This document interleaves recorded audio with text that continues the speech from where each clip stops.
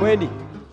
Okay, Ugandan lifestyle kwe tusinzire okubanga tubawereza nga bulijjo wenjogerera amanya nze waso Emmanuel kola biva organic. Of course omuntu ayinza okwebuuza muli luddawa. Leo nakula okusatu nga bwe nabasuubiza. MCW Meet Your Celebrity Wednesday with a 5-star moment, 5-star experience. Wano wenyini ku Pearl of Africa Hotel, night on Tuwaji Jerry, Dorocats, Alicia Chick Boss Lady, Mamita Alicia Boss Lady, then Twina DJ Lola, at the same time, Noza Bebo, ne DJ Banks.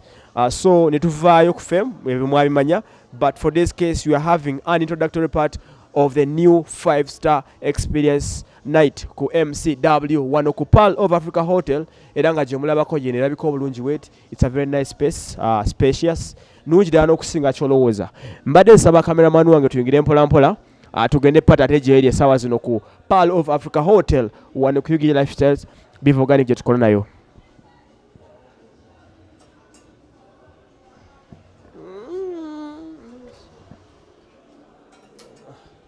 Okay.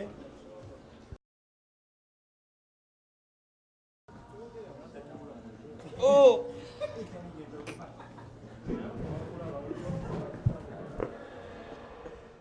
Okay, right. Ugandan lifestyle ngawe mbagambye from outside tuyingidde mu 5-star hotel, Pearl of Africa Hotel. Party yaffe wegenda okubeeranga era nga launch yeyo naku lwa leero. MCW with a 5-star experience wano wenyini ku Pearl of Africa Hotel. Alicia Boss Chick Lady, MC Cuts, DJ Banks n'abalala. Hotel erabika bulungi nnyo nga bw'okiwulira, one of the best hotels we're having in Uganda. So far it's a 5-star class of its own. Mbadde nsabako cameraman wange nanga ntambuzeemu katono. Wow. Everything is spacious. Buli kimu kirungi. Hotel nungi. Banaye, katoba ki ekiri munda eyo? Olaba wano just wanyirira kutuuka ku kino. Let me just have a seat. Mwenna gye musinzira eyo. Mujje tunyumirwenga night yaffe wano. Every Wednesday, MCW Meet Your Celebrity Wednesday ku Pearl of Africa Hotel. MC Cuts onako tulinawo Fik Farmike, I think tugenda okwaniriza. Katugende munda, buli kimu kirungi.